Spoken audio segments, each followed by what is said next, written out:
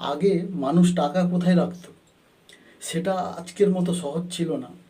তখন না ছিল ব্যাংকিং অ্যাপ, না ছিল শেয়ার বাজারের ঝলমলে দুনিয়া।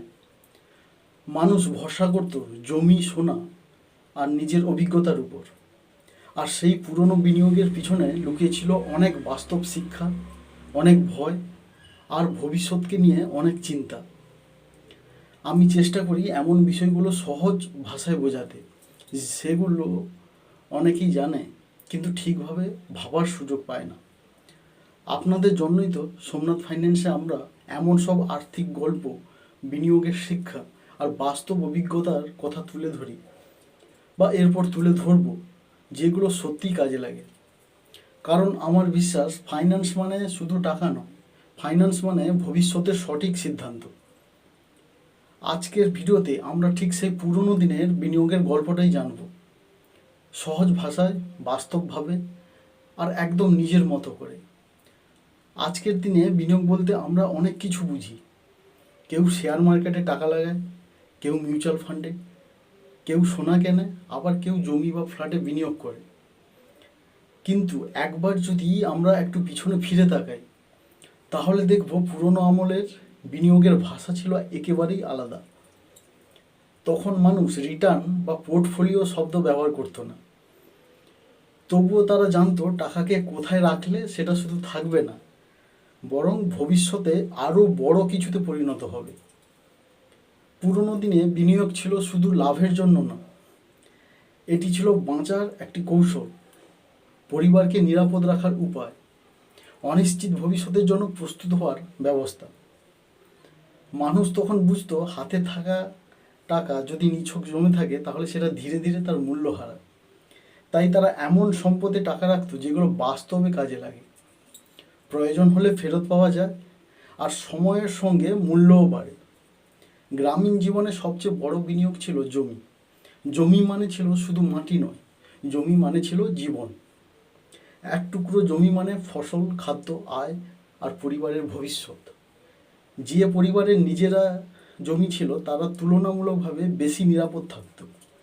বর্ষা আসুক, খরা আসুক, বাজারে দাম বাড়ুক বা কমুক, জমি অত্যন্ত একটা ভরসা দিয়ে রাখত। সেই কারণেই বহু প্রজন্ম ধরে মানুষ জমিকে সেরা বিনিয়োগ বলে মনে করত। এখনও জমির পাশাপাশি ছিল সোনা। আজ আমরা সোনাকে অলংকার হিসেবে দেখি, কিন্তু পুরনো দিনে সোনা ছিল সঞ্চয়ের অন্যতম শক্তিশালী মাধ্যম। বিবাহ, উৎসব, সামাজিক মর্যাদা আর বিপদের সময় সব ক্ষেত্রেই সোনার গুরুত্ব ছিল অসাধারণ।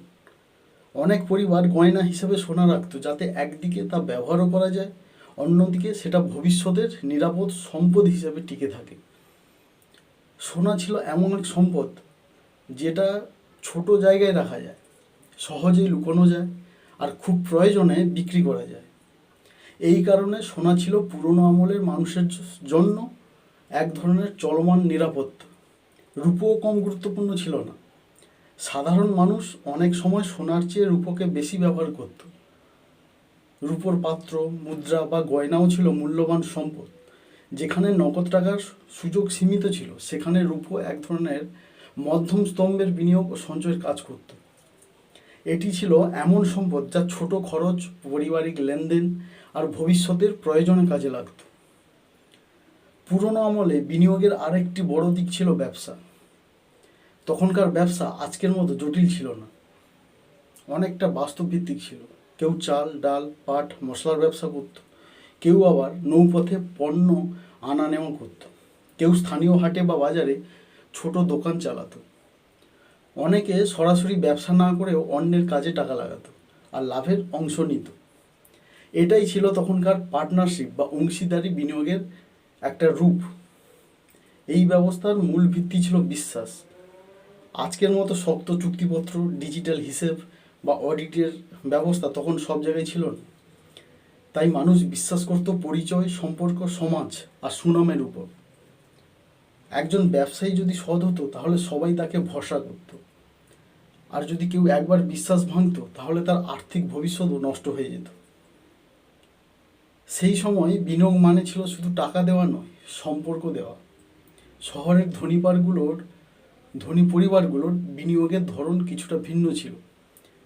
তারা জমি বাড়ি সোনা আর ব্যবসার অংশীদারির পাশাপাশি নগদ টাকাও জমি রাখত।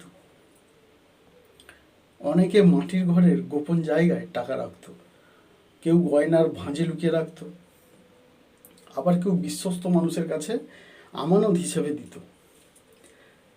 আধুনিক ব্যাংকিংয়ের বিকল্প তখন এত সহজলভ্য ছিল না, তাই নিরাপত্তা আর গোপনীয়তা ছিল সবচেয়ে বড় বিষয়। কোথায় টাকা রাখলে সেটা চুরি হবে না, হারিয়ে যাবে না, কিংবা সময়ের সঙ্গে তার ঠিক মূল্য পাবে, এই প্রশ্নের উত্তরই ছিল বিনিয়োগের মূল লক্ষ্য।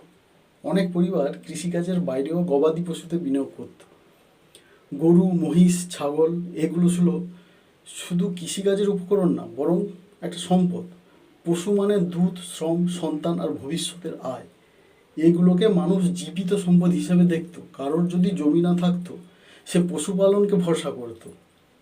এই কারণেই পুরনো আমলের অর্থনীতিতে কৃষি ও পশুপালন একে অপরের সঙ্গে গভীরভাবে জড়িত ছিল। আরও একটা গুরুত্বপূর্ণ বিষয় ছিল সঞ্চয় করার মানসিকতা। তখনকার মানুষ খরচের আগে ভাবত, অপ্রয়োজনীয় জিনিসে টাকা নষ্ট করা হতো না, কারণ তারা জানতো আগামী মাসে কী হবে সেটা কেউ বলতে পারে না। ফসল নষ্ট হতে পারে, বাজারের দাম পড়ে যেতে পারে, পরিবারের কেউ অসুস্থ হতে পারে, বা হঠাৎ কোনো বিপদ আসতে পারে। তাই তাদের আর্থিক আচরণ ছিল ধীর, সতর্ক আর বাস্তববাদী।